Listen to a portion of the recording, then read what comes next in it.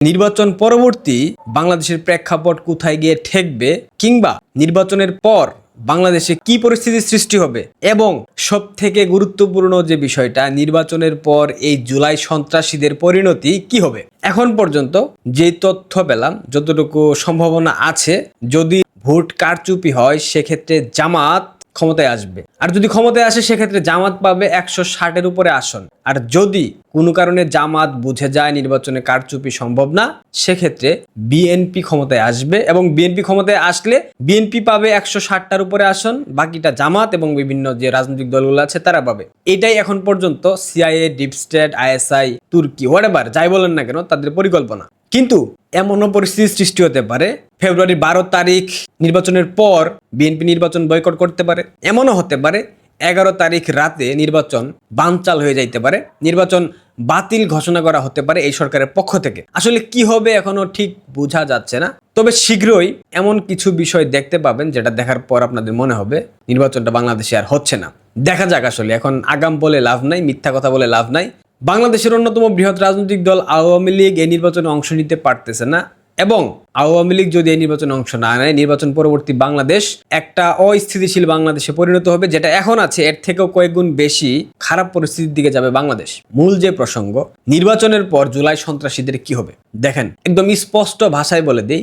নির্বাচনের পর, অর্থাৎ 12 ফেব্রুয়ারি নির্বাচনের পর বিএনপি যদি ক্ষমতায় আসে, সেক্ষেত্রে 12 ফেব্রুয়ারি রাতেও সুদখোর ইউনূসকে গ্রেফতার করা হতে পারে। এখানে বলতে পারেন তাহলে জুলাই সনদের কি হবে যদি হা ভোট জিতে যায়। দেখেন, এসব হা ভোট না ভোট আমার মনে হয় না বিএনপি খুব একটা আমলে নেবে। যদি বিএনপি আমলে নেয় সেক্ষেত্রে বিএনপির গলার মধ্যে একটা বিশাল কাঁটা বিঁধে যাবে। তবে সংবিধান যেহেতু তারা মেনে নির্বাচন করতেছে, সংবিধানের আওতায় হা ভোট না ভোটের কোনো বিষয় এখনো নাই, এবং এই সরকার অবৈধ, তাদের নির্বাচন প্রক্রিয়াটা অবৈধ। সুতরাং এসব হা ভোট না ভোটের দোহাই দিয়ে বিএনপিকে থেমে রাখা কতটা সম্ভব হবে আমি আসলে বুঝতে পারতেছি না। যদি আপনারা বুঝে থাকেন আমাকে একটু বুঝিয়ে দিবেন। তবে নির্বাচন যদি 12 তারিখ হয়, 12 তারিখে যদি বিএনপি জয়যুক্ত হয়, সেক্ষেত্রে 13 তারিখ থেকে সারা বাংলাদেশের সকল পর্যায়ের জুলাই জঙ্গিদের সেটা ভাঙা শুরু হবে। এইটুক নিশ্চয়তা বিএনপির হাইকমান্ডের পক্ষ থেকে আমরা শুনেছি, তথ্য পেয়েছি।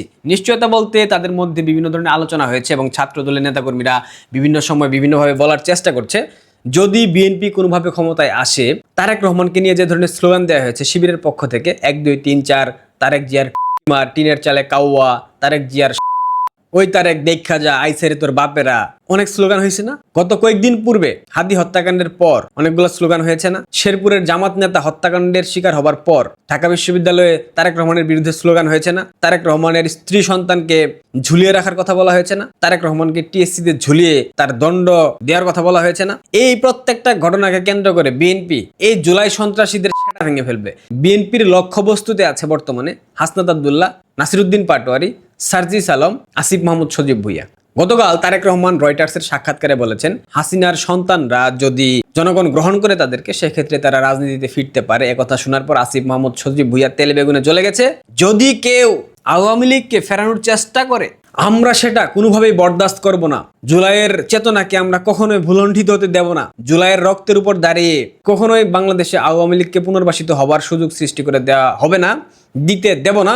বাংলাদেশের প্রত্যেকটা মানুষের বিরুদ্ধে কথা বলবে আসিফ মাহমুদ সজীব ভুইয়া। আমি বলি কি, বেশি লাফাইস না, আর মাত্র 4টা দিন, এরপর মাউয়া আওয়ামী লীগের ভাঙতে হবে না, বিএনপি ভেঙে ফেলবে। যতটুকু শুনেছি, বিএনপি এই জুলাই জঙ্গিদের উপর চরম মাত্রায় বিরক্ত।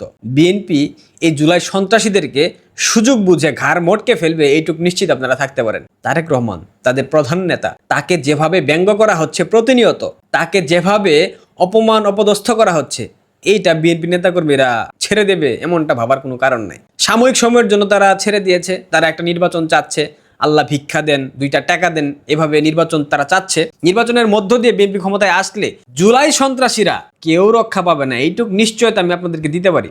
নির্বাচনের পর জুলাই সন্ত্রাসীরা বাংলাদেশের বিভিন্ন প্রান্তে যারা আছে, এদের প্রত্যেকের ছিঁড়ে ফেলা হবে। ছাত্রদল, যুবদল সম্পূর্ণরূপে প্রস্তুত আছে, এবং নির্বাচনের পর যদি বাংলাদেশ আওয়ামী লীগ স্বাভাবিক রাজনৈতিক প্রক্রিয়ায় অংশ নিতে পারে, সেক্ষেত্রে ছাত্রলীগ যে যাই বলেন না কেন, যে যত কথাই বলেন না কেন, জুলাই সন্ত্রাসীদের কোনো মাপ হবে না।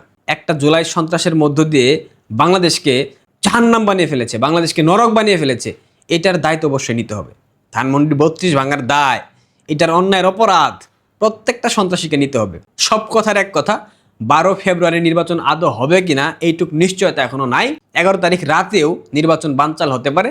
আর আওয়ামী লীগের পুনর্বাসন, আওয়ামী লীগের রাজনৈতিকভাবে ফেরা, এইসব নিয়ে যারা বেশি বেশি কথা বলতেছেন, আপনারা একটু নীরব থাকেন, আপনারা একটু সহনশীল হন। অন্যথায় নির্বাচনের পর আপনাদের মাওয়া জায়গা মতো থাকবে না, এইটুক নিশ্চয়তা আমি আপনাদেরকে দিতে পারি।